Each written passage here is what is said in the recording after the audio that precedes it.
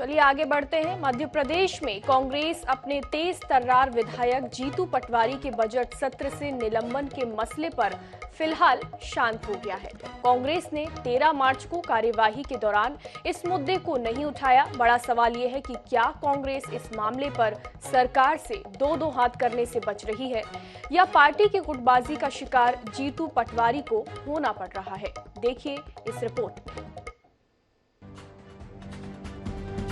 मध्य प्रदेश में विधानसभा में गलत जानकारी देने और झूठे दस्तावेज प्रस्तुत करने के मामले में कांग्रेस विधायक जीतू पटवारी को बजट सत्र की कार्रवाई से निलंबित कर दिया गया था। आसंदी के द्वारा की गई इस कार्रवाई के पहले दिन कांग्रेस के विधायकों ने जमकर हंगामा किया।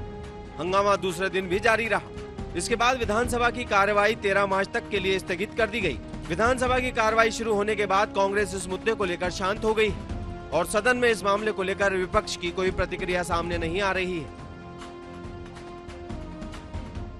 देखिए, कांग्रेस के वरिष्ठ विधायक पूर्व मंत्री जीतू पटवारी जी ने जो भी विषय उठाया है वो कहीं ना कहीं जनहित में उठाया है और कांग्रेस पार्टी के डीएनए में जनहित की बात करना है, जनहित के मुद्दे उठाना है। तो इस विषय पर जीतू पटवारी के साथ पूरी कांग्रेस पार्टी एकजुट होकर खड़ी है और उनका जो निलंबन किया है ये कहीं ना कहीं दर्शाता है कि वर्तमान में भाजपा की सरकारों में चलन चल रहा है कि वो लोकतंत्र की, जनतंत्र की आवाज़ को दबाने का प्रयास कर रहे हैं। हमने देखा दिल्ली में भी जो लोकसभा की कार्रवाई थी वहाँ पे 27 मिनट तक कार्रवाई म्यूट कर दी गई।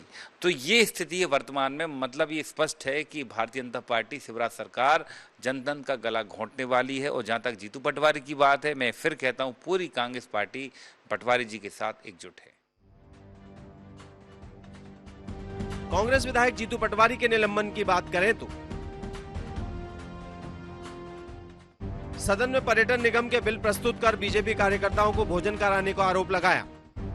इसके बाद सदन में जवाब देते समय जीतू पर झूठे तथ्य प्रस्तुत करने का आरोप लगा। संसदीय कार्य मंत्री ने निलंबित करने का प्रस्ताव रखा। आसंदी ने जीतू पटवारी से माफी मांगने के निर्देश दिए। माफी नहीं मांगने पर जीतू पटवारी को निलंबित करने की कार्रवाई की गई। 2 दिन कांग्रेस ने सदन में जमकर हंगामा किया। इसके बाद कांग्रेस इस मामले को लेकर शांत हो गई। फिलहाल कांग्रेस की रणनीति समझ से परे है। निलंबित विधायक की बहाली के लिए विपक्ष ने फिलहाल कोई प्रयास नहीं किए। सत्ता पक्ष आरोप लगा रहा है कि यह पार्टी की गुटबाजी का नतीजा है।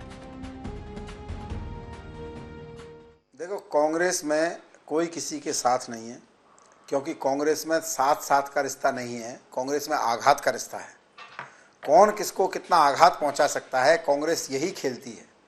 दिग्विजय सिंह जी का कोई व्यक्ति है तो कमलनाथ जी उसको आघात पहुंचाएंगे। कमलनाथ जी का व्यक्ति कोई है तो जीतू पटवारी उसको आघात पहुंचाएंगे। जीतू पटवारी ने कोई कदम उठाया है तो कमलनाथ एंड कंपनी उसको नेस्तनाबूद करने में लग जाएगी। तो कांग्रेस का खेल यही है और वो अपना नेचुरल खेल खेल रहे हैं। भारतीय जनता पार्टी को इससे कोई लेना देना नहीं।